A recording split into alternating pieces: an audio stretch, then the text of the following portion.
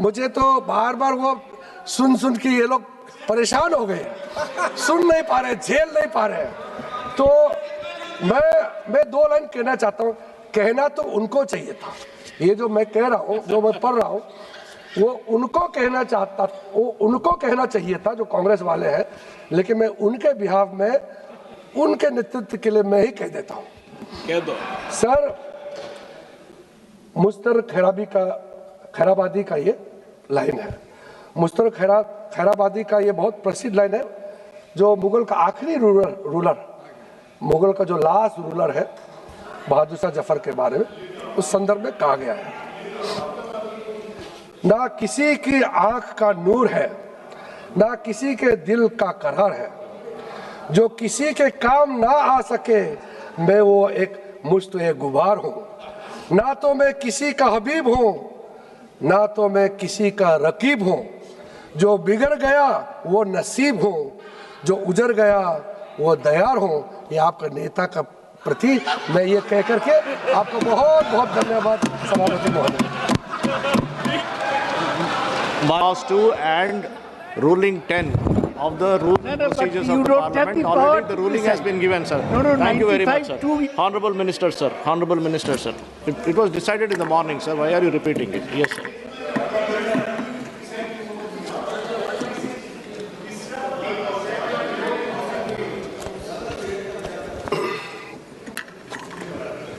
दादा तो हम लोग से काफ़ी उम्र बड़ा है और उसका सेहत का हम लोग हमेशा ख्याल रखता है, इसलिए आपको टोका-टोकी भी हम नहीं करेंगे। सभापति महोदय, आज विपक्ष की ओर से जो प्रस्ताव लाया माननीय अध्यक्ष ओम बिरला जी को पद से हटाने के लिए, अविश्वास प्रस्ताव जो लेके आया, पिछले सत्र में इन्होंने दायर किया था और चर्चा के लिए आज यहाँ आपने अनुमति दिया है। उस प्रस्ताव का विरोध में सरकार का और इस सदन का सोच को मैं सिर्फ एक पार्लियामेंट्री अफेयर्स मंत्री ही नहीं, इस सदन का सदस्य होने के नाते अपना मत रखना चाहता हूँ। वैसे तो हम लोग सब किसी ना किसी नियम, कानून, संविधान के तहत ही हम लोग जुड़े हुए हैं और इस सदन में भी आए तो भी संविधान के प्रावधान के मुताबिक ही हम लोग इस सदन के सदस्य हुए हैं। कोई भी सदस्य जब अपने आप को संविधान से बड़ा समझने लग जाएंगे, कोई भी सदस्य अपने आप को बाकी सबसे ज्यादा ज्ञानी है मानने लग जाएंगे, तो उसको मैं आज एक्सपोज करना चाहता हूं, क्योंकि हम लोग सब बराबर हैं और इस सदन में बोलने के लिए भी चेयर से परमिशन चाहिए। ऐसा नहीं है मैं सदस्य हूं इसलिए मर्जी से मैं जब चाहे खड़े हो जाऊं और मेरे लिए माइक ऑटोमेटिक ऑन हो जाएगा, ये सोचना भी गलत है। सबसे पहले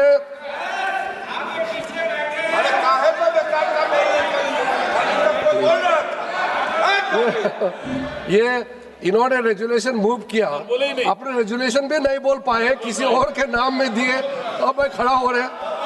इतना बड़ा मौका था, रेजुलेशन आपके नाम में ड्राफ्ट हुआ, फिर भी नहीं बोल पाए।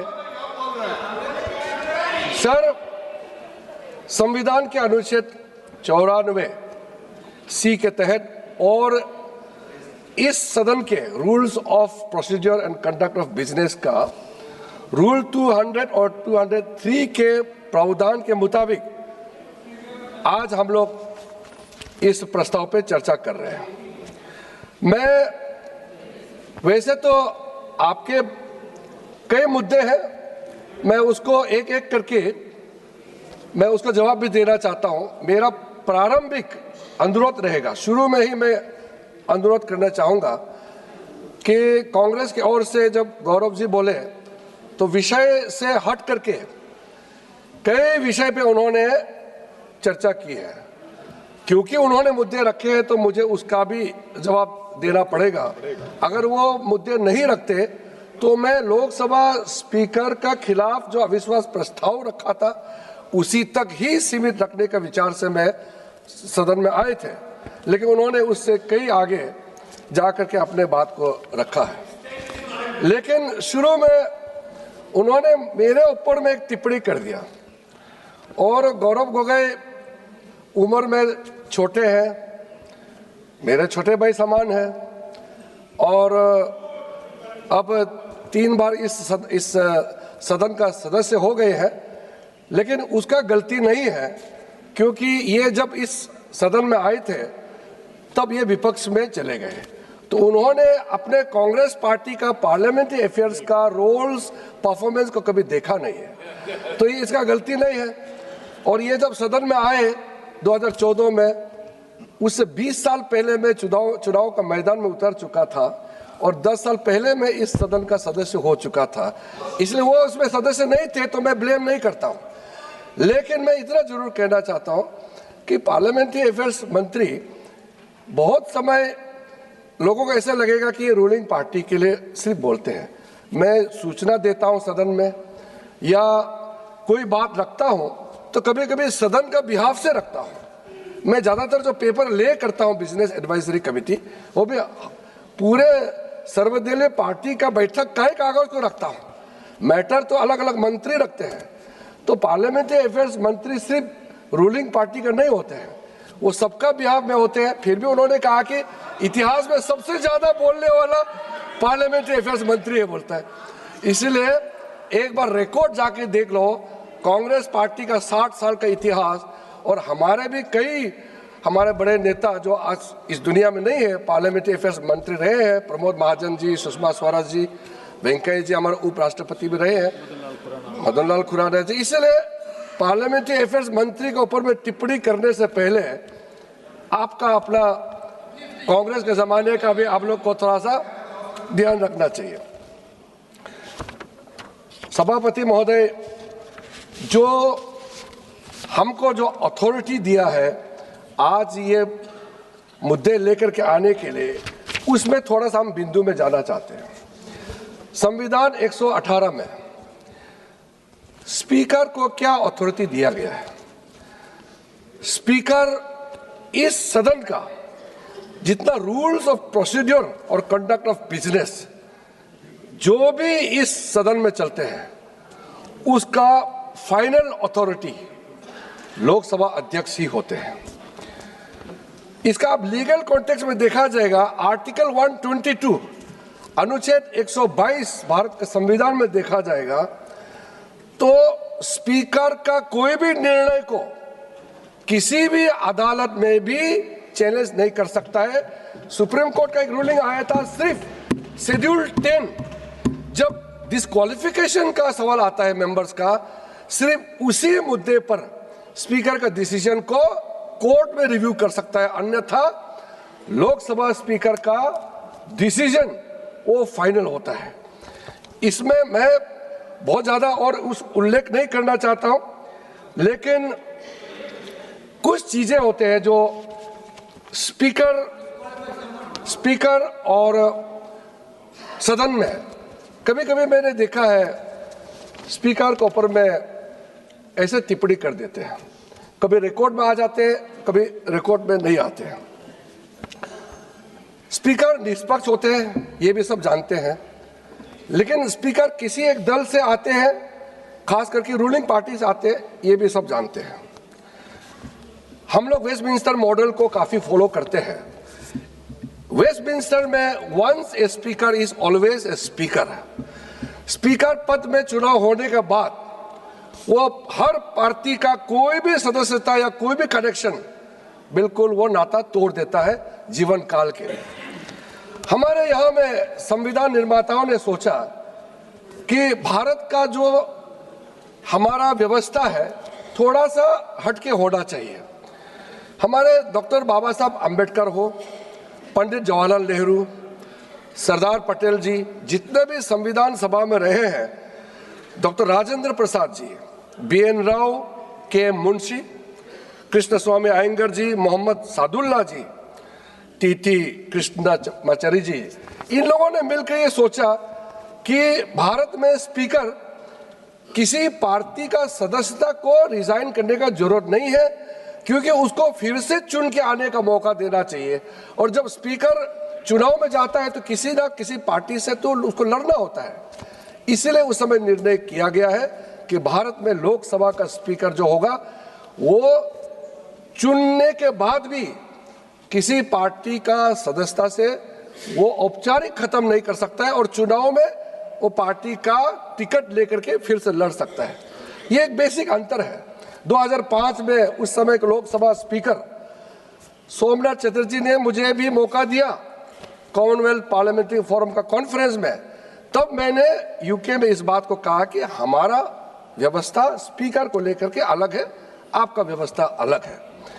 इसलिए स्पीकर अगर सरकार से तालमेल करता है, मंत्री से मिलता है, अपोजिशन से मिलता है, वो इसका इंटरेक्शन होता है तो उसमें रोक टोक नहीं है। लेकिन जब चेयर में बैठते हैं तो उसका रोल इम्पार्शियल होना चाहिए, इसमें कोई दो मत नहीं है।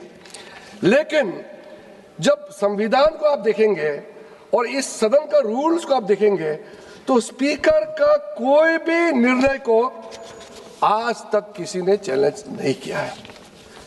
तो उस दिन मुझे दुख इस बात का लगा, जो नेता प्रतिपक्ष यहाँ खड़े होकर के, ये रिकॉर्ड का प्रोसीडिंग में है, आप लोग देख लीजिए, उन्होंने कहा कि मुझे इस सदन में बोलने के लिए किसी से परमिशन नहीं चाहिए।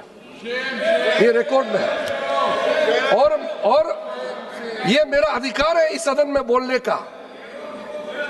हमारा नेता प्रतिपक्ष का अभी पिछले फर्स्ट पार्ट का ये मैं बात बोल रहा हूं, उन्होंने कहा इस सदन में बोलने का मेरा अधिकार है, मुझे परमिशन नहीं चाहिए। तो मैं सोच रहा था कांग्रेस पार्टी में कई वरिष्ठ लोग भी हैं, नेता प्रतिपक्ष को क्यों नहीं समझाया? इस सदन में प्रधानमंत्री हो सकते हैं, मंत्री हो सकते हैं, नेता प्रतिपक्ष हो सकते हैं, मगर इस सदन में बोलने के लिए स्पीकर का परमिशन आवश्यकता है। स्पीकर का परमिशन के बिना आप मर्जी नहीं कर सकते हैं। और आप फिर कहेंगे कि आपका माइक ऑन नहीं है। परमिशन दिए बिना आप अपने आप को स्पीकर से भी बड़ा आप समझेंगे तो मेरा कोई उसमें इलाज नहीं है। दूसरा, सर 115A में, रूल्स 115A में ये भी प्रावधान है कि जब बोलने के लिए हम लोग सूची देते हैं, हर एक पार्टी किस विषय में कौन बोल रहा है सूची हर पार्टी देते हैं। और ये भी छूट है कि अगर कोई पर्टिकुलर मेंबर पार्टी का तरफ से नहीं, मैं अपने आप नाम देना चाहते हैं वो भी दे सकते हैं। और जो स्पीकर को सूची नहीं दे करके भी स्पीकर को नजर को मिलाने के लिए, to catch the eyes of the honourable speaker, जो स्पीकर घूम के देखते हैं तो उसका नजर को दिखाने के लिए मेंबर हाथ भी उठा सकते हैं और अपने सीट से उठा सकते हैं स्पीकर का अटेंशन ड्रॉ करने के लिए। सूची देने का बावजूद भी रूल 115A में क्लियर है कि स्पीकर पार्टी ने सूची दिया, उसके अलावा भी किसी भी सदस्य को स्पीकर डायरेक्ट बुला करके बोलने का परमिशन दे सकता है। ये विषय बहुत क्लियर है सर। मैं इसलिए जिक्र कर रहा हूं क्योंकि आज बार बार लीडर ऑफ अपोजिशन को बोलने नहीं दिया जा रहा है और स्पीकर को, अथॉरिटी को जो चैलेंज किया जा रहा है, इसको लेकर के मैं ये सब बताने मजबूर हो रहा हूं। इसके अलावा सर कुछ रेसिडियल पावर भी होता है सर। स्पीकर का पास कुछ रेसिडियल पावर होता है जो कि रूल्स ऑफ प्रोसीड्योर में मेंशन नहीं है, कंडक्ट ऑफ बिजनेस में मेंशन नहीं है, जो आज कई बार उठाया कि जब डिप्टी स्पीकर नहीं है और स्पीकर के खिलाफ नो कॉन्फिडेंस मोशन लाया गया है, कौन चेयर करना चाहिए। संसदीय परंपरा में कई चीज पहली बार होते हैं, इसलिए कन्वेंशन बहुत बड़ा एक तो विषय होता है। तो इसका अब ये चाहते हैं कि स्पीकर का रोल भी ये लोग तय करना चाहते हैं। ये चाहते हैं कि ये कुर्सी पे कौन बैठेगा ये भी ऑपोजिशन तय करना चाहते हैं। क्या दुर्भाग्यपूर्ण है कि ये स्पीकर का रोल भी इन लोग लेकर के अपना अधिकार लेना चाहते हैं। सभापति महोदय, जो रूल्स में मेंशन नहीं है, किसी भी चीज का क्लैरिटी नहीं है, अगर पहले बार विषय आया है उसका भी निर्णय करने का अंदर रूल 389 अगर कोई मैटर क्लैरिटी नहीं है तो भी उसका निर्णय करने का फाइनल अथॉरिटी ऑनरेबल स्पीकर के पास होते हैं। इसलिए आप लोग हमेशा, आप लोग जो है इतने सालों से आप लोग रूलिंग में रहे हैं, 2014 के बाद आप लोग विपक्ष में चले गए, तो आप लोग इतना बेचैनी होने का आवश्यकता नहीं है। ये लोकतंत्र है, हम तो मर्जी से तो आया नहीं है। जनता, भारत का जनता जो चाहेगा वही होगा। इसलिए इतना फ्रस्ट्रेशन और इतना कानून का डिसरिगार्ड, सदन का डिसरिगार्ड करना, ये मैं मानता हूं कि ये सबके लिए सही नहीं है। हम लोग 2000 ये हमारे साथी लोग भी बैठे हैं, मुझे आज भी बता रहे थे कि पुराने सदन में हम बोलते बोलते कुछ चीज में अफजल गुरु को फांसी देना है नारा लगा करके हम लोग गलती से बीच में पहुंच गए, ये वेल ऑफ द हाउस में। हमारा नेता प्रतिपक्ष लाल कृष्ण आडवाणी जी ने इतना डांटा, हम लोगों को इतना डांटा कि 2004 का नवंबर महीने में हम लोग जब यहाँ अदालत पहुंचा तो भी इतना डांटा, मुझे भी पुकार के कहा तुम नए सांसद हो, उस तरफ जाना नहीं बिल्कुल, वो ट्रेजरी बेंच का जगह है, आधा से इधर ही रहो, नहीं तो अपना जगह से प्रोटेस्ट करो। आज तो सदन आते ही लोग पूरा प्रधानमंत्री जी का आगे आता है। हम लोग ने, हमारा एनडीए भारतीय जनता पार्टी के सदस्यों ने कागज फाड़ के कभी भी स्पीकर कुर्सी को हम लोग ने नहीं फेंका है। आप पूरा इतिहास देख लो, हमारा पार्टी कभी भी सेक्रेटरी जनरल का टेबल में चढ़ करके हम लोग ने कभी नाचा नहीं है। हम लोग ने कभी भी ऐसा नहीं किया जो इस सदन को शर्मसार करे। कभी नहीं। आप इतिहास देखिए, रिकॉर्ड है, लोकसभा का रिकॉर्ड है, 1951 के बाद पूरा रिकॉर्ड देख लीजिए। कभी किसी एनडीए के, भारतीय जनता पार्टी के किसी सदस्य ने कागज फाड़ के चेयर के मुंह में फेंका है? आप बताइए। आप लोगों ने क्या क्या नहीं किया। मैं आपका हरकतें अगर गिन के बताने लग जाएंगे आप खुद को अच्छा नहीं लगेगा। इसलिए आज 40 साल बाद लोकसभा स्पीकर का खिलाफ अविश्वास प्रस्ताव आपने लाया है। आज के इस चर्चा में आने से पहले अगर थोड़ा सा आप हमारे बात आप मानते ही नहीं है, पंडित जवाहरलाल नेहरू जी ने क्या कहा था उस समय सदन में, या उस समय के प्रधानमंत्री राजीव गांधी जी ने क्या कहा था, थोड़ा पढ़ के आते तो भी आप में ज्यादा विनम्रता आते। आपने बिल्कुल परवाह नहीं किया, अपने ही पुराने बड़े नेताओं का वक्ता जो रहे हैं उसको पढ़ने का भी आपने कभी कष्ट नहीं किया है। जब 1987 में बलराम जाखड़ जी को अविश्वास प्रस्ताव के माध्यम से नोटिस सर्व किया, उस समय का एक ही लाइन में स्वर्गीय राजीव गांधी जी का मैं पढ़ के बोलना चाहता हूं। राजीव गांधी जी का ये मैं कोट कर रहा हूं। इस सभा की महान परंपरा रही है कि हम अध्यक्ष की सदास्यता पर अंगुली नहीं उठा सकते, चाहे हम उनसे सहमत हो अथवा असहमत। वे जो करते हैं भले ही वो किसी को पसंद ना आए, परंतु यदि हम उनके विश्वास एवं संसदीय लोकतंत्र के प्रति उनके वचनबद्धता पर उंगली उठाते हैं तो हम सब अपनी संस्था का आधार ही नष्ट कर देते हैं। ये स्वर्गीय राजीव गांधी जी का स्पीच का हिस्सा है। आज यहाँ यही किया जा रहा है, यही किया जा रहा है। राजीव गांधी जी ने कहा और मैं भी कह रहा हूं, यही आप लोग आज यहाँ किया जा रहा है। जब 1954 में जब जीवी मावलंकर जी का खिलाफ में अविश्वास प्रस्ताव लाया गया, उस समय पंडित जवाहरलाल नेहरू का जो ओपनिंग रिमार्क्स है मैं उसको पढ़ना चाहता हूँ. What first Prime Minister Pandit Jawaharlal Nehru had remarked, I quote, I would beg honorable members sitting opposite, those who have signed it and those in duty bound have supported it, to read that thing which they have signed it. It is a vicious thing they have signed.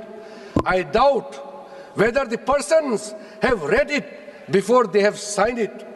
If they have read it, they would have hesitated 100 times before they signed that document.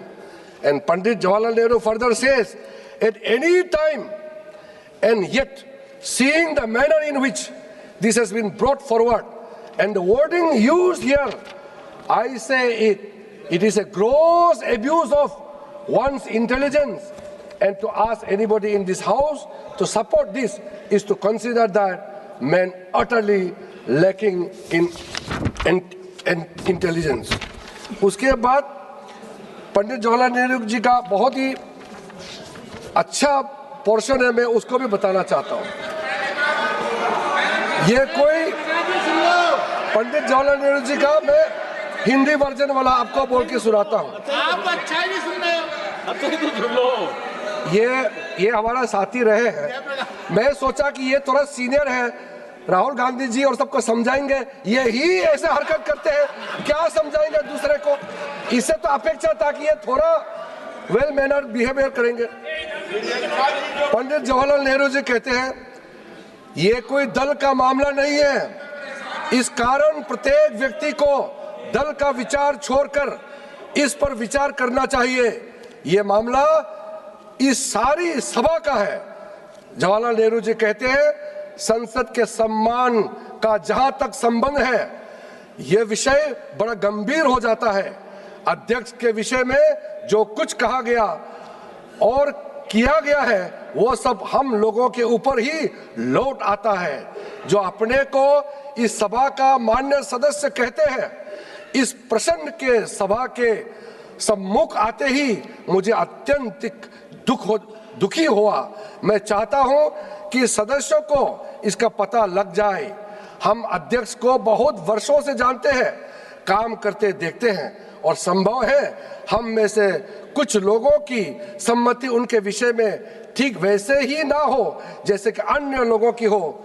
हुआ यो है कि हम में से कुछ लोगों ने, चाहे वे विरोधी दल के हो अथवा इस दल के, उनके निर्णय अथवा विनिश्चय को पसंद नहीं किया है.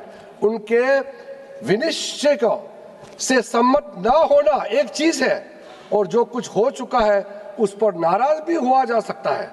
ऐसे चीज हो जाया करती है, किंतु ऐसे व्यक्ति के सद्भाव को चुनौती देना एक दूसरी चीज है. हम उनके सद्भाव को चुनौती देकर अपने देशवासियों और संसार के सम्मुख अपने आप को धोखा देते हैं कि हम तुच्छ व्यक्ति है, और यही चीज बड़ी गंभीर है. ये नेहरू जी ने कहा. और आगे कहता है इसका निर्णय तो हमारे हाथ में है, क्योंकि हम दुनिया को और अपने देश को ये बता रहे हैं कि हम तुच्छ और जगरालू व्यक्ति है, और इसके परिणाम पर ध्यान दिए बगैर ओछेपन में अपने को फंसाना चाहते हैं. आप सोचिए पंडित जवाहरलाल नेहरू जी ने कितना गंभीरता से इस बात को उस समय रखा था. कम से कम आप लोग उसको पढ़ के आते. आप उनका बातों का स्मरण नहीं कर रहे हो, स्मरण करिए, बताइए आप. सभापति महोदय, आज दुख इस बात का है कि इस रेजुलेशन पे जब हम लोग चर्चा कर रहे हैं तो प्रिसाइड करने के लिए ओम बिरला जी कुर्सी में नहीं बैठे हैं. मुझे मालूम है कई सदस्य ऐसे हैं, चाहे कांग्रेस के भी हो चाहे बीच में बैठने वाला हो, कहीं ना कहीं मन से दुखी है. और मैं तो छोटे राजनीति नहीं करना चाहता हूं, लेकिन कम से कम 50 से ज्यादा सांसद विपक्षी दल के लोग मुझसे मिले हैं और कहा है कि हम ओम बिरला जी के खिलाफ अविश्वास प्रस्ताव में हम सहमत नहीं है, लेकिन हम राजनीति से मजबूर हैं। कांग्रेस ने जो जिद पकड़ा है हम लोग मजबूरी से कर रहे हैं। मैं किसी का नाम लेकर के मैं यहाँ किसी के राजनीति में कोई छवि को खराब करने के लिए मैं बिल्कुल प्रयास नहीं करूंगा, लेकिन जो सच्चाई है मैं गवाह हूं, और आप लोग भी एक दूसरे को बातचीत करके आपको भी पता लग जाएगा कि ये अविश्वास प्रस्ताव ओम बिरला जी का खिलाफ में ला करके आप लोगों ने कितना गलत काम किया है। जो आज चेयर से टिप्पणी की गई है कि इनका नोटिस ही डिफॉल्ट था, फिर भी स्पीकर साहब ने खुद सारा करेक्शन करने दिया, इनके 3 मेंबर को बुलाया और उसको साइन करने दिया। आप सोचिए उस महान व्यक्ति का खुद का खिलाफ अविश्वास प्रस्ताव ला रहे हैं और खुद करेक्शन करवा रहे हैं कि आपका गलत है, आपने सही नहीं किया है, नंबर ठीक नहीं है। सारा करेक्शन भी ओम बिरला जी ने सिखा कि सारा नोटिस को भी ठीक ठाक शुद्धिकरण करवा के आज हम लोग चर्चा कर रहे हैं, क्योंकि टेक्निकल ग्राउंड में क्यों इसको रिजेक्ट करना है। अगर बात निकल गई तो चल चर्चा करते हैं, बात तो क्लियर हो ही जाएगा जब सदन में हम लोग एक दूसरे का बात सुनेंगे। सभापति महोदय, जब हम लोग ओम बिरला जी के बारे में इस सदन में चर्चा कर रहे हैं, मैं बहुत भारी मन से कह रहा हूँ। मैं भी कई स्पीकर हमने देखे हैं, सब स्पीकर अपने अपने तरीके से बहुत अच्छा काम करते हैं, सबका अपना इतिहास है, सबका योगदान है। जब स्पीकर के बारे में बात करते हैं तो हमको बहुत सोच समझ करके बोलना चाहिए, और जो वाक्य बाकी लोग अभी बोलेंगे ही। आज माननीय उपनेता गौरव जी ने जो बोला, मुझे लगता है कि वो भी रात को जाकर के सोचेंगे मैंने ऐसा शब्दों का प्रयोग क्यों किया है। क्योंकि सर आप मुझे एक उदाहरण बताइए, जब से भारत आजादी हुए हैं एक लोकसभा स्पीकर का नाम मुझे बताइए जो सरकार का खिलाफ बयान देते हो और सदन में सरकार का बिजनेस का खिलाफ काम करते हैं, और विपक्ष जो रेजुलेशन आता है उसको समर्थन करते हैं। आप एक लोकसभा स्पीकर का नाम बताइए। व्यवस्था बनाया हुआ है, स्पीकर संचालन करते हैं, सेंस ऑफ द हाउस मिलके हम लोग यहाँ में तय करते हैं। मैं आपका बिहाफ में बिजनेस रखता हूं, लेकिन स्पीकर सबका है। तो आप स्पीकर को सरकार का स्पीकर बोलना, सरकार के माध्यम से स्पीकर का नॉमिनेशन जरूर हुए हैं, लेकिन आप कहते हैं कि स्पीकर सरकारी भाषा बोलते हैं। आप इस तरह का जब इल्जाम लगाते हैं स्पीकर के बारे में, आप सोच के देखना चाहिए। हमारा तो कितने स्पीकर हुए हैं जिसको हमने समर्थन करके जो इलेक्टेड हुए हैं, ज्यादातर स्पीकर आपके ही पार्टी से रहे हैं। हमने आज तक जब 2008 में कैश फॉर वोट का जब हंगामा हुआ था, उस समय सीपीएम से बिलोंग करते थे पार्टी सोमनाथ चटर्जी, लेकिन सर्वसम्मति से उनका चुनाव हुआ। जब इतना हंगामा हुआ लोकसभा में और वो सरकार के खिलाफ अविश्वास प्रस्ताव, सरकार का पास 19 एमपी शॉट थे, वो 21 ज्यादा प्राप्त करके जब जीते तो पैसा दे करके एमपी को खरीदने का जब मामला आया, सारा टेलीविजन में कैप्चर हुए। हम 3 बजे उस टेलीविजन का टेलीकास्ट के लिए रुक रहे थे आडवाणी जी के कमरे में, लेकिन बताया गया वो मैनेज हो गया है और लाइव टेलीकास्ट नहीं कर रहा है। सारा एमपी को करोड़ों पैसा जितना दिया, सबका लाइव कैप्चर था उस पत्रकार के हाथ में। लेकिन सारा जब पता चल गया हम लोगों को कि टेलीकास्ट नहीं हो रहे हैं, हम लोगों ने आडवाणी जी को कहा कि आडवाणी जी, इतना खुले जो लाइव कांग्रेस के लोगों ने करोड़ों देकर के एमपी को खरीदा, वो जो वीडियो है वो टेलीकास्ट नहीं हो रहा है, क्या करो, 5 बजे वोटिंग है। आडवाणी जी ने फ्रस्ट्रेशन में कहा अब कोई चारा नहीं है, अरुण जेटली जी को कहा आप फोन करो उसको, वो फोन स्विच ऑफ है, गायब है, हम लोगों को मालूम है कहा था। लेकिन बाद में आडवाणी जी ने कहा जो पैसे दिए हैं, रिसीव किए हैं, जिसका वीडियोग्राफी हुए थे, कुछ पैसे लेकर के संसद का पटल में रख दो। तो हम लोगों ने वो पैसे को लेकर के यहाँ पे डाला और बाद में जिन्होंने पैसा दिया, जिन्होंने गड़बड़ किया, वो हीरो हो गए। जो विजल ब्लोअर है सबको जेल डाल दिया। हमारा 3 MP को जेल डाला। और उसके बाद में हमने स्पीकर साहब को रिक्वेस्ट किया कि वो जो पत्रकार का जो वीडियो है वो आपको सौंपा है, आप तुरंत टेलीकास्ट कराइए। इतने दिनों तक स्पीकर ने उसमें कार्रवाई नहीं किया। सरकार का बचने का मामला था, ये कोई छोटा मोटा बात नहीं था।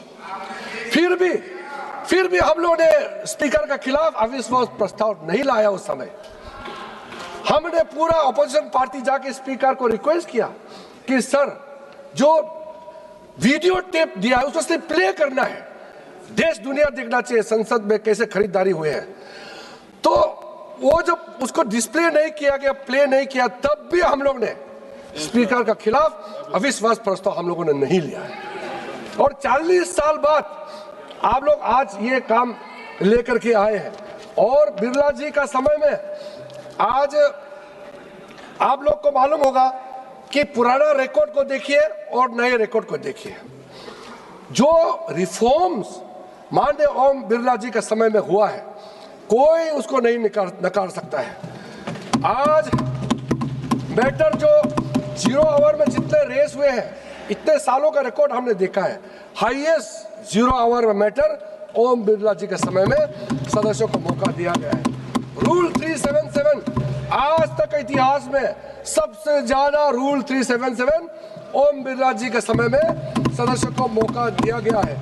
मैटर्स अंदर पब्लिक इंटरेस्ट का अर्जेंट मैटर्स कोई भी रेज करना है, चाहे स्पेशल मेंशन हो, हाईएस्ट नंबर ओम बिरला जी ने इस सदन के सदस्यों को मौका दिया गया है। बाकी जितना आप लोगों का जो संसद के अंदर के बाहर में भी आपने देखा होगा, पार्लियामेंट को पूरा डिजिटल बनाने में, पेपरलेस फंक्शनिंग करने में, ई नोटिस, ई बुलेटिन, ई रिपोर्ट्स, ई ऑफिस, ये पार्लियामेंट को पेपरलेस बनाया पूरा ओम बिरला जी का अध्यक्षता में। मेंबर्स का पोर्टल बनाया गया। उस समय हम लोग भाषण देने के बाद 2 दिन लगता था मेरा भाषण का कॉपी टेलीविजन से निकालने के लिए। अभी हर सदस्य भाषण देता है, तुरंत आपको सोशल मीडिया के लिए आपका कॉन्स्टिट्यूएंसी में आप बता सकते हैं कि मैंने ये बात उठाया है, वीडियो आपको अवेलेबल कर देते हैं। हर मेंबर को अपना सुविधा, हर मेंबर को काम करने के लिए जो मदद ओम बिरला जी ने किया है, आज आप लोग अविश्वास प्रस्ताव जरूर लाया है, लेकिन इतिहास गवाह है, हर मेंबर ओम बिरला जी को हमेशा हमेशा धन्यवाद देते रहेगा, मेंबर लोगों के लिए जो ओम बिरला जी ने काम किया है। आप लोगों ने आज जो ऐसा स्पीकर के खिलाफ में जो आपने अपना राजनीतिक रोटी सेकने के लिए जो काम किया है, मैं बहुत दुखी मन से कहता हूं। आज हमारा जो पहली बार चुन के आए MP हो या महिला सांसद हो, आप बताइए, मैं रिकॉर्ड में बोल रहा हूं सभापति महोदय, जब ओम बिरला जी सबको मौका देते हैं, चाहे वो नए MP हो, पुराने हो, महिला सांसद हो, आप पुराना रिकॉर्ड को कंपेयर कीजिए और अभी का रिकॉर्ड को कंपेयर कीजिए। मैं कहता हूं, मैं प्राउडली कहता हूं, हम उस लोकसभा का सदस्य है जिसका अध्यक्ष ओम बिरला जी है, हम लोग फख्र से कह सकते हैं। और आपने उसके खिलाफ अविश्वास प्रस्ताव लाया है। भारत का नाम को विश्व भर में बढ़ाने के लिए, पार्लियामेंट्री डेमोक्रेसी में भारत को रोल को ओम बिरला जी ने समय समय में देश के बाहर भी ले गए हैं और डेमोक्रेटिक डिप्लोमेसी, पार्लियामेंट्री डेमोक्रेसी को ओम बिरला जी ने मजबूत से खड़ा किया है। और अभी पहली बार इसमें कोई मेंबर्स ऑफ पार्लियामेंट बचे नहीं है, 64 कंट्रीज का फ्रेंडशिप ग्रुप पूरा लोकसभा राज्यसभा का ओम बिरला जी का अध्यक्षता में, माननीय प्रधानमंत्री नरेंद्र मोदी जी का डायरेक्शन में, हम लोग सबका सहमति से पूरा अपोजिशन पार्टी MPs का डिमांड में ये 64 पार्लियामेंट्री कमेटी फ्रेंडशिप ग्रुप बनाया है। इसको आप धन्यवाद नहीं देंगे? आप बोलते समय कम से कम इतना तो मान रखते हैं कि भले ही किसी का दबाव में आपने मोशन लाया हो, इंसान को किसी के प्रति में इतना घृणा नहीं होना चाहिए कि अच्छा काम को भी आप धन्यवाद देने भूल जाएं। बिल्कुल ऐसा नहीं होना चाहिए। सभापति महोदय, आप लोग आपने निजी टिप्पणी भी की है। 17 लोकसभा 97% प्रोडक्टिविटी, 18 लोकसभा 93.33% प्रोडक्टिविटी। आपने आज आप मेरे बाद में जो बोलने वाले हैं वो भी इस बात को ध्यान रखें। सप्लीमेंट्री क्वेश्चन, यही 18 लोकसभा का मैं बात कर रहा हूं। आपका कितना संख्या है, हमारा कितना संख्या है, सबको मालूम है। एनडीए पार्टी को total supplementary question speaker Om Birla जी का नेतृत्व में टोटल दिया है अभी तक 321 सप्लीमेंट्री क्वेश्चन सरकार के एमपीज को दिए हैं, 321। और अपोजिशन पार्टी को, ओम बिरला जी के नेतृत्व में अपोजिशन पार्टी को टोटल सप्लीमेंट्री क्वेश्चन का अवसर दिया है 364। ये पक्षपात है। हमारा संख्या ज्यादा है, सवाल पूछने के लिए ज्यादा आपको मौका देते हैं और आप कहते हैं स्पीकर पक्षपात करते हैं। ये क्या तरीका है? आप तभी आदत खराब हुई है, तभी आदत खराब। 18वीं लोकसभा में 18 लोकसभा, जिस लोकसभा का हम लोग सदस्य हैं, जिस लोग Sir, I will give you a chance. Let him complete his speech. I will give you a chance. I will listen to you. I will listen to you, sir. Let him complete. Yes, sir. Honorable Minister. Yes, sir.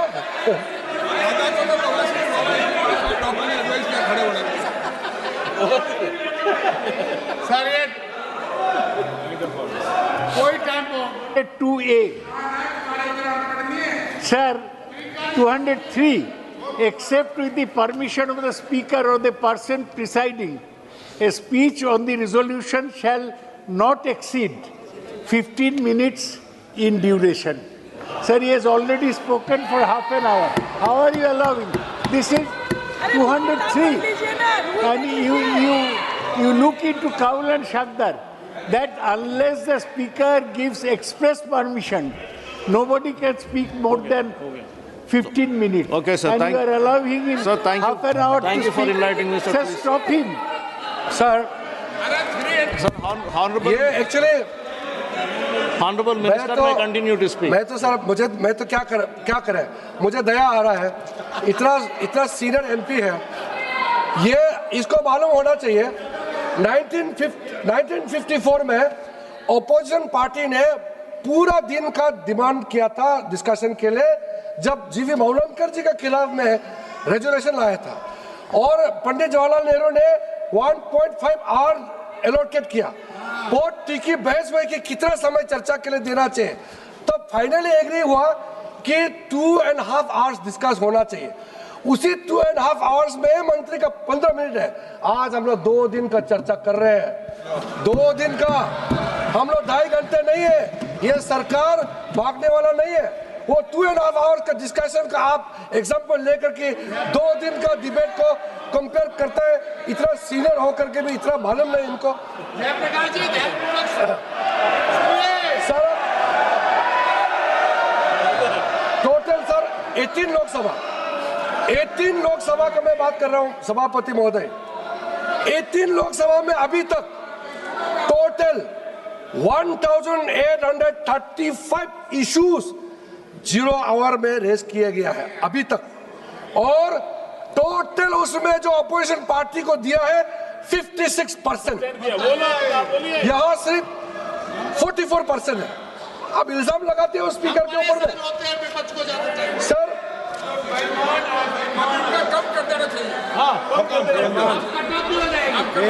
बेमान अब वो सुन नहीं सकते हैं बैठ करके।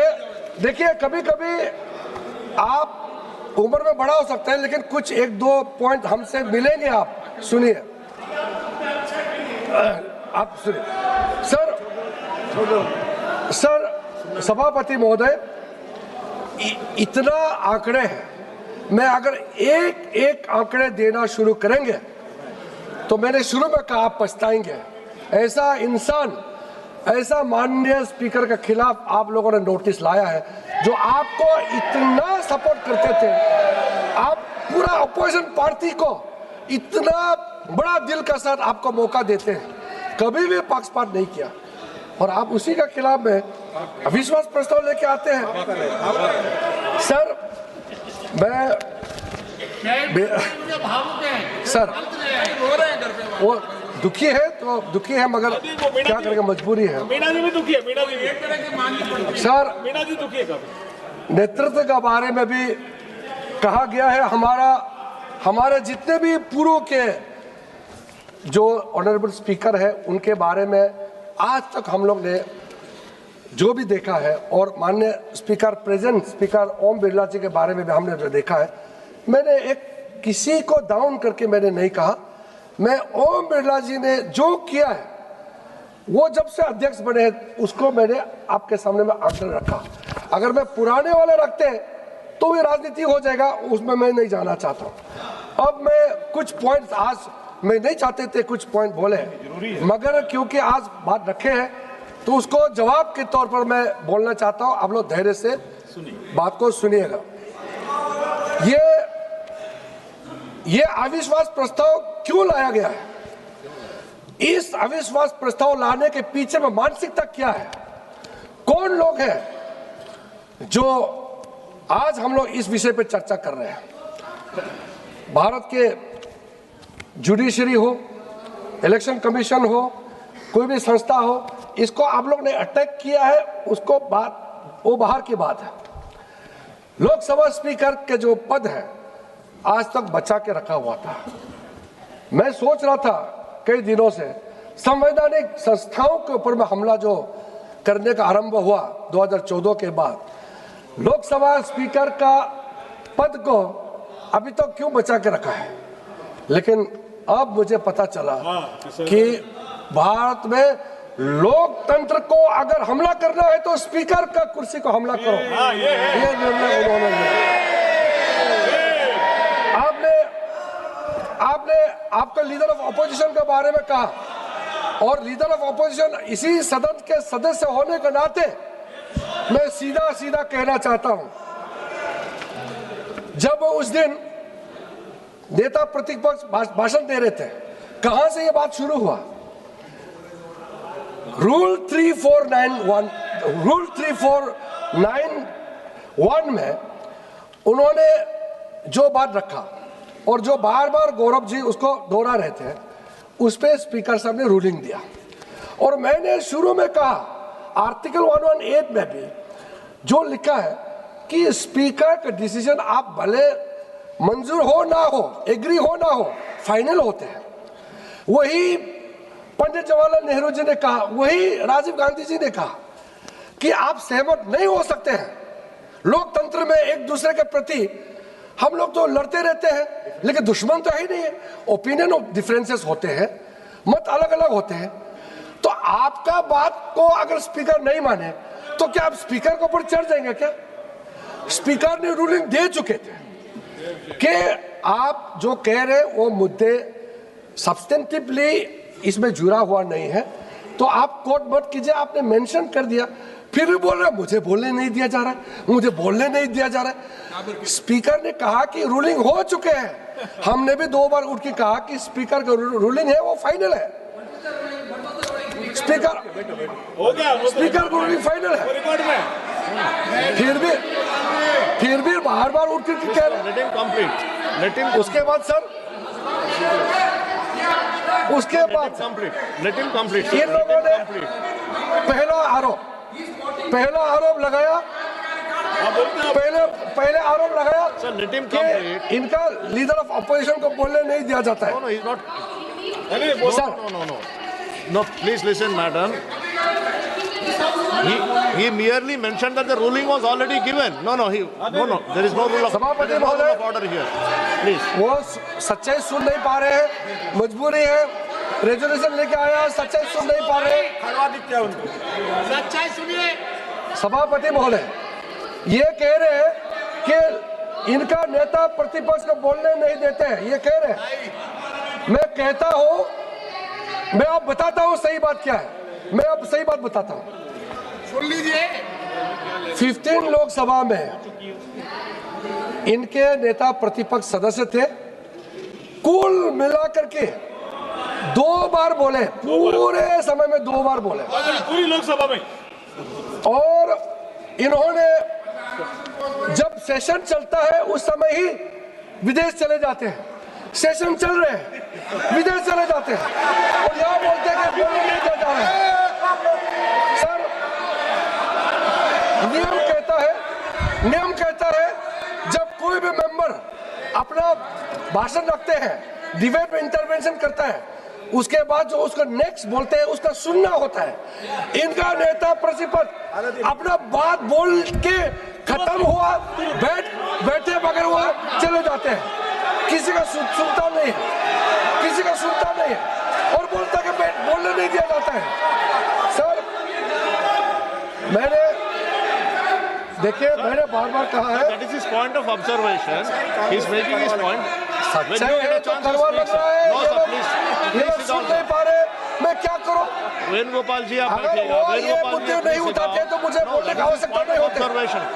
That is Sir. his point of observation. Let him make his observation. No, please. मैं उसका गंभीरता को बताता हूँ। आप बोलिएगा सर। यहाँ माननीय प्रधानमंत्री जी बैठे हैं, पहली बार मैंने ऐसा दृश्य देखा है, वहां से दौड़ के आते गले लगाने के लिए प्रधानमंत्री के ऊपर में जबान पड़ते हैं।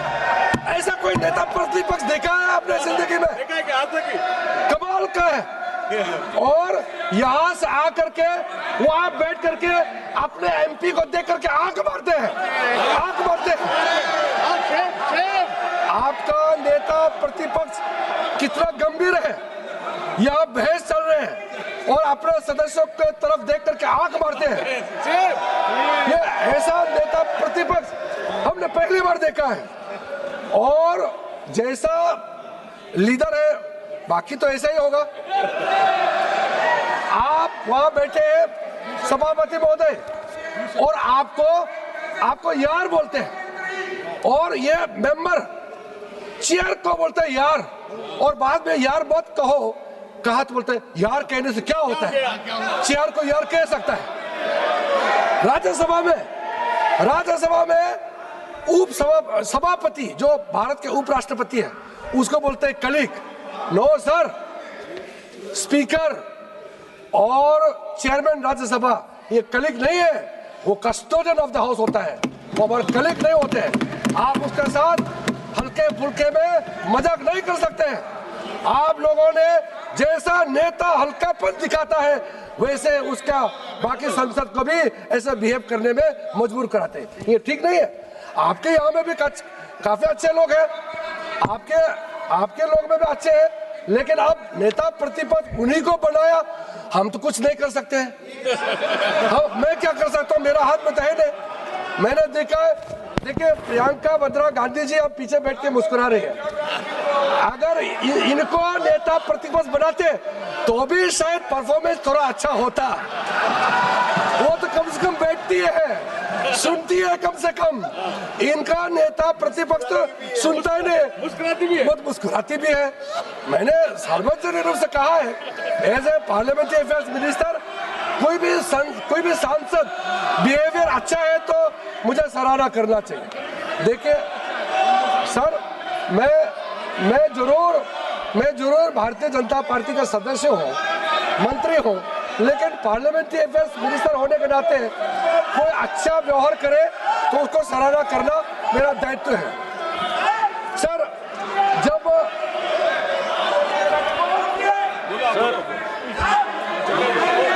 आप बैठिएगा, नाम लिए हैं, मैं मौका दूंगा उनको बोलने के। आप बैठिएगा, नाम लिए हैं आप, बाद में मौका मिलेगा, आपको मौका मिल, मैं मौका दूंगा। सर, मैडम आपका नाम लिए हैं, मैं आपको मौका दूंगा। अरे मैंने तारीफ किया है। आप बैठिएगा प्लीज। तारीफ करना भी गुनाह है क्या? मैं तो तारीफ किया है। अरे कांग्रेस वालों को क्या हो गया है, अच्छा बात बोलने से भी दुखी और कठोर बात बोलने से भी वैसे ही दुखी है।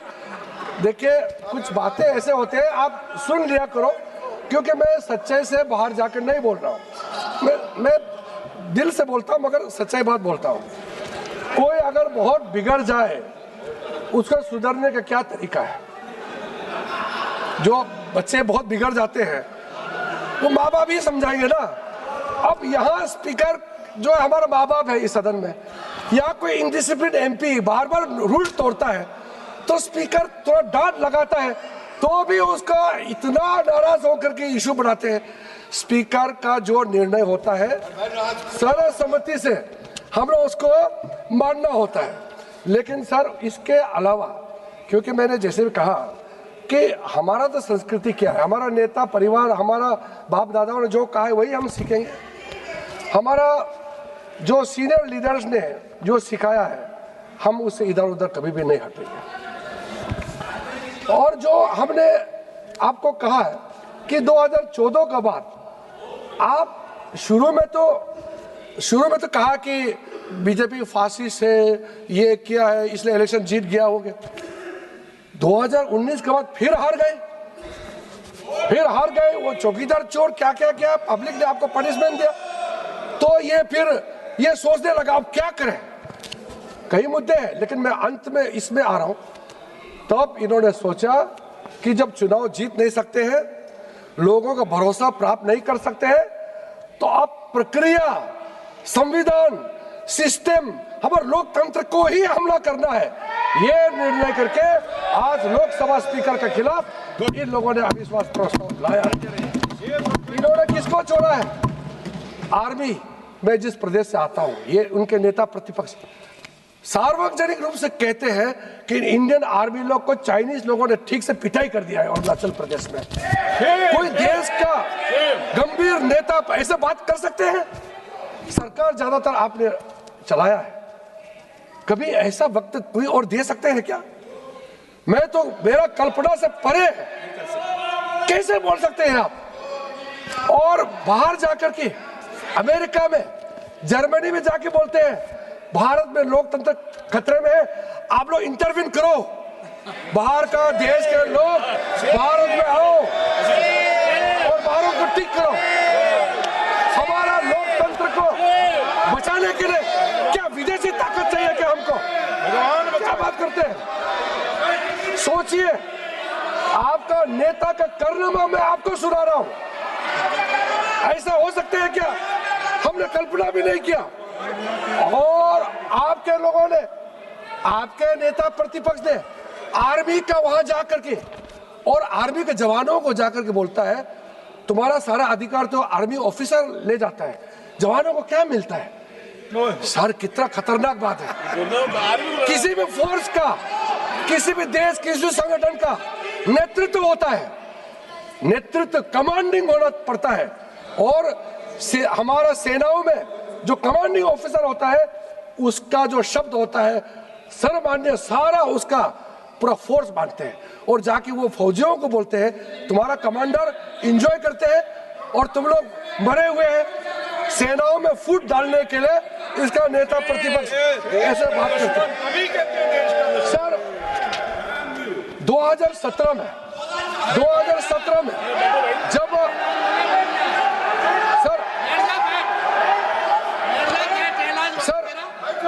सभापति महोदय 2017 में जब डोकलाम में भारत और चीन का सेना आमने सामने में जब वहां पे टेंशन बना हुआ था, उस समय चुपचाप से उनका नेता प्रतिपक्ष चाइनीज एम्बेसी में जाकर के चाइनीज एम्बेसडर से और ये गुप्त रखा गया और बाद में चाइनीज एम्बेसी के वेबसाइट में पब्लिश हुआ। तब जाकर के उन्होंने कहा हम तो जानकारी प्राप्त करने के लिए गए थे चाइनीज एम्बेसी से, इंफॉर्मेशन, यानी कि वो हमारा आर्मी, हमारा सरकार को भरोसा नहीं है, चाइनीज एम्बेसी से इंफॉर्मेशन लेना है इनको, वहां से जानकारी लेना है इनको। आप सोचे, इसके लिए माफी मांगना तो छोड़िए, आज तक इन्होंने अफसोस प्रकट भी नहीं किया है। सर आज कह रहे थे कि प्रधानमंत्री जी को ये लोग नीचा दिखाने का कोशिश करते हैं। 2013 में सर सभापति महोदय 2013 में यूपीए सरकार के समय में उनके रक्षा मंत्री ने इसी सदन में खड़ा करके रिकॉर्ड में कहा है कि पूरा भारत चाइना का जो बॉर्डर एरिया है वहां रास्ता इसलिए नहीं बनाया, ये इंडियन गवर्नमेंट का डिसीजन है, नहीं बनाना है। अगर बनाएगा तो चाइनीज आर्मी आ जाएगा और सारा बॉर्डर एरिया को अंडर डेवलप रखना है। ये इनका डिफेंस मिनिस्टर का ऑफिशियल स्टेटमेंट है इस सदन का। पी चिदम्बरम, इनके जमाने में गृह मंत्री भी थे, वित्त मंत्री भी थे। मुंबई अटैक हुआ, उसके बाद इतने साल बाद में पी चिदम्बरम जी कहते हैं कि हम लोग बदला लेना चाहते थे, अमेरिका ने कहा कि बदला नहीं लेना है, चुपचाप बैठो, इसलिए डर के हम लोग चुपचाप बैठे। इनका चिदम्बरम का स्टेटमेंट, ये मेरा स्टेटमेंट नहीं है। आप तो दूसरे सदन में सदस्य हैं, रिकॉर्ड में है, आप जाकर के पूछो और आप ऐसे बात कहते हैं सर। और आप सर, इन लोग ये सुन नहीं सकते हैं, ये सुन नहीं सकते। मैं तथ्य से बाहर नहीं बोल रहा हूं सर, मैं जो आज कह रहा हूं मैं रिकॉर्ड पे कह रहा हूं। एक भी सदन का रिकॉर्ड या बाहर का रिकॉर्ड से बाहर मैं एक शब्द नहीं कह रहा हूं। और ये लोग बच नहीं सकते हैं, ये लोग बच नहीं सकते हैं। और इनका नेता ने कहा हम पूरा इंडियन स्टेट का खिलाफ लड़ाई लड़ रहे हैं। सोचिए, इनका नेता प्रतिपक्ष कहते हैं कि हम इंडियन स्टेट का खिलाफ लड़ाई लड़ रहे हैं। इंडियन स्टेट क्या होता है? कौन है इंडियन स्टेट? आप, हम, ये मातृभूमि भारत, ये इंडियन स्टेट है। इसका खिलाफ आपका नेता प्रतिपक्ष लड़ने की बात करता है। ऐसा नेता प्रतिपक्ष हमने कभी भी कल्पना नहीं किया। जब मैं इस दुनिया में पैदा हुआ, ऐसा भी दिन आएगा कि हम ऐसा नेता प्रतिपक्ष को देखने को मिलेंगे जो देश के खिलाफ लड़ाई लड़ने का बात करते हैं। बाहर में जाकर के, आप अमेरिका में जाकर के मुस्लिम काउंसिल ऑफ न्यू जर्सी के साथ, Islamic council of north America, Indian American Muslim council, Islamic medical council of north America का साथ में आपका मिलना जुलना क्यों होते रहते हैं बताइए? और सर, जॉर्ज सोरोस के साथ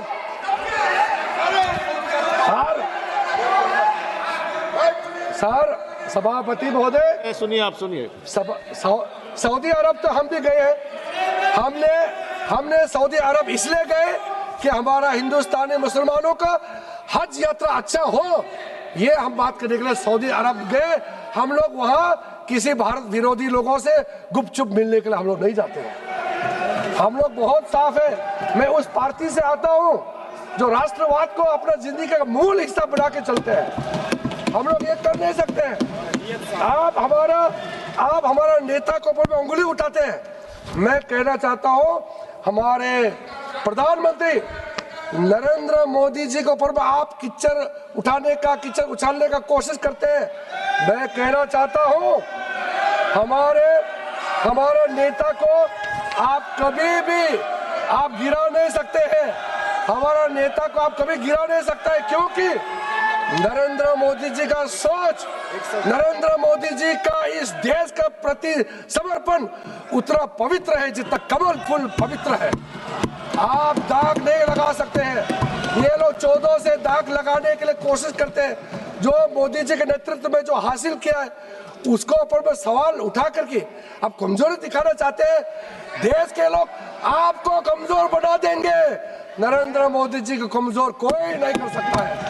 इस देश में, दुनिया में सबने देखा है हमारा नेता कितना बड़ा दिल के साथ, कितने सोच विचार दूरदृष्टि के साथ देश का काम बहुत अच्छी तरीके से संचालन कर रहे हैं। मैं सर, अंत में मुझे तो बार बार वो सुन के ये लोग परेशान हो गए, सुन नहीं पा रहे, झेल नहीं पा रहे। तो मैं 2 लाइन कहना चाहता हूँ। कहना तो उनको चाहिए था, ये जो मैं कह रहा हूँ, जो मैं पढ़ रहा हूँ, वो उनको कहना चाहिए था जो कांग्रेस वाले हैं। लेकिन मैं उनके बिहाफ में, उनके नेतृत्व के लिए मैं ही कह देता हूँ। कह दो सर, मुस्तर खैराबादी का ये लाइन है, मुश्तर खैराबादी का ये बहुत प्रसिद्ध लाइन है, जो मुगल का आखिरी रूलर, मुगल का जो लास्ट रूलर है बहादुर शाह जफर के बारे में, उस संदर्भ में कहा गया है, ना किसी की आंख का नूर है, ना किसी के दिल का करार है, जो किसी के काम ना आ सके मैं वो एक मुश्तए गुबार हूँ, ना तो मैं किसी का हबीब हूँ, ना तो मैं किसी का रकीब हूँ, जो बिगड़ गया वो नसीब हूँ, जो उजड़ गया वो दयार हूँ। ये आपका नेता का प्रति मैं ये कह करके आपको बहुत बहुत धन्यवाद सभापति महोदय।